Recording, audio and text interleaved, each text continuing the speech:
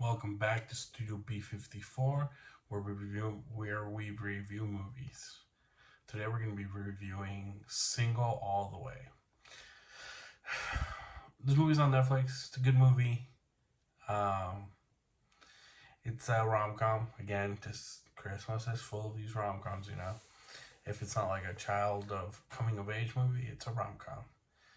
I liked it. It's a film for or by the LGBT, maybe not for the LGBT. It's like a gay couple. Okay, I don't know what is what. They're gay. I'm cool with it. I like the movie. That makes me sound like such a bad person, but I'm not. I promise I'm not. Whatever. It's a great movie.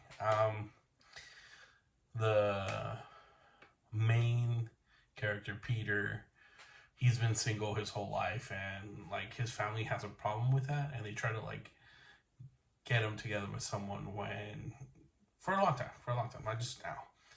So they think that he should be dating his best friend Nick, who is his roommate.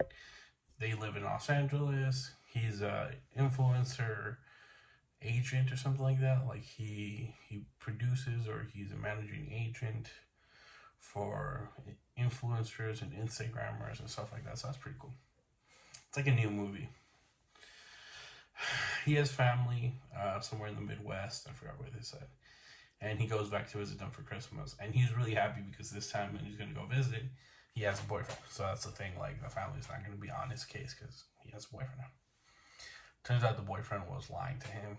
He was in a hetero relationship, just lying to his wife that he was,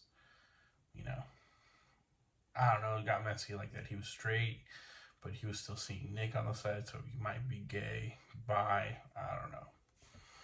Doesn't matter to me, like it ruined their marriage. He was a homewrecker in that instance, but he didn't know he was. The guy loves plants. The main character, Peter, likes plants. That's important to the plot because you'll find out towards the end of the movie. And at first I was like, who cares if this guy is single? But you know what? Paying attention to it, like now, I know that like in my personal life, if I know one of my friends or one of my, like my sister-in-law, she's single, I bring it up all the time. So I'm like, okay, maybe it's not just like a whatever thing, but it's an important issue to some people. Enough for me to bring it up time and time again to my sister-in-law. So he goes to the Midwest to his family, but he's like, you know what? Like, I don't have a boyfriend. And he's like, we're gonna lie. We're gonna tell him that I'm dating Nick. And once Nick is his best friend. So he's like, his best friend decides to go with him to his hometown. And he's like, yeah, we'll go. And we'll tell your family that we're together so they get off your case. They get there. Right away, his best friend's like, nah, we're not together. His mom sets him up on a blind date with this cute guy who like does ski training, ski lessons. He does ski lessons. He shows ski. You know what I mean. The guy's really cute, like in movie context and Midwest context. Like there's not a lot of hot guys up there. I don't know. I'm not in the gay scene. Wouldn't understand it too much. But the guy is handsome, so I understand that enough. And his mom is like, oh, I read this book, which makes sense. I understand. Like, I get it. The mom's like, just because they're best friends doesn't mean gay people just like any other person that's the same sex. Like, they're best friends. Like, it doesn't mean that two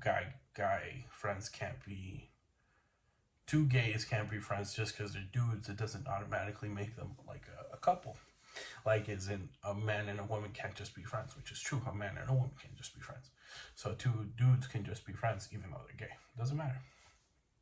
Best friends in this case. And I really think that's an interesting fact that the mother brings along. And she's like, yeah, you guys are just reading into this, which is very kind of bigoted of you to think of it, which is true. I get it. She keeps on asking him to go on the date with a guy, and he goes on 3 dates with the beautiful ski lesson guy, and he ends up liking him. But what comes to light is that the family notices how happy Nick is with Peter, how Peter is happy with Nick. And they're like, maybe you guys are just too close to see how much you guys actually mean to each other. And it's true sometimes, like, they don't want to get hurt, or they don't see how well they mesh together, and you need another person's opinion. And they meddled, and Nick confesses his love to Peter. Peter's like, I still have to go on my 3rd date, which is kind of a dick move, but I'm like, whatever, you had your word. And he didn't want to ruin the friendship that he had with Nick, and he just didn't want to put himself in that position, which I totally understand. But I feel like if he felt the same way, he should have told Nick at that moment, because other than that just made Nick want to feel like he had to leave. He felt embarrassed, so Nick leaves the family function. They were there for like 10 days or something like that. That's what the calendar says. And on the last day, on Christmas Day, he leaves. He's like, well, I'm a little bit embarrassed because I confessed my love to you and you said nothing. And then Peter goes, well, I'm sorry it took me a while to realize that I also have feelings for you and I also love you. Which, the only way they found each other was because Nick had left with the SUV that they had rented when they drove from the airport, from this place to the parents' house, and he sees it in the town. What does Nick end up doing? Okay, just a little story I forgot to say. Nick is a writer. He made a book, famous book, sold a lot of copies, okay? He had money in the bank. So what he does is he signs a lease for Peter to start his new job where he sells plants or whatever in the Midwest in the winter, and he signs a contract for him, and he is like helping him move to the town which he originally wanted to do. He wanted to leave LA and he wanted to come back. It's a big gesture.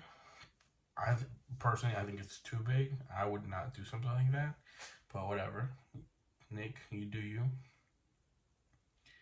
And then Peter kind of agrees that he loves him.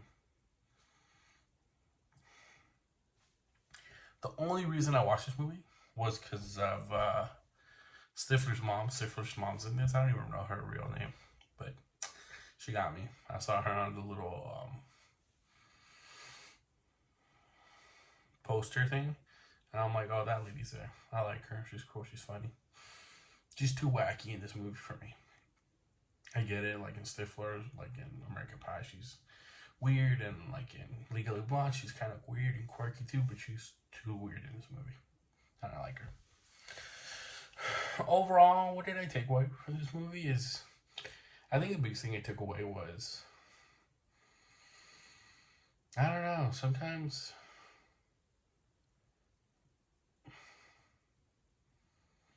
I don't want to be cliche, but it's that sometimes you do fall in love with your best friend.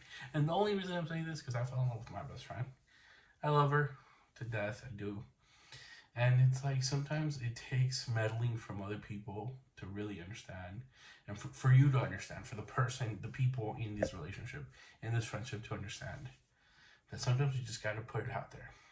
I don't suggest big gestures where you sign a lease for the other person, but these are grown-ups already, so you do whatever you want, but I ain't signing a contract for anybody to legally bind me for a place for 6 months.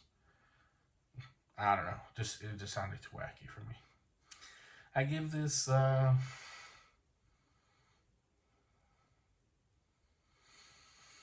gave it a 5.3 out of 10. It was okay. It was a little funny stuff here and there, but there's been better movies. Catch you guys later. Peace.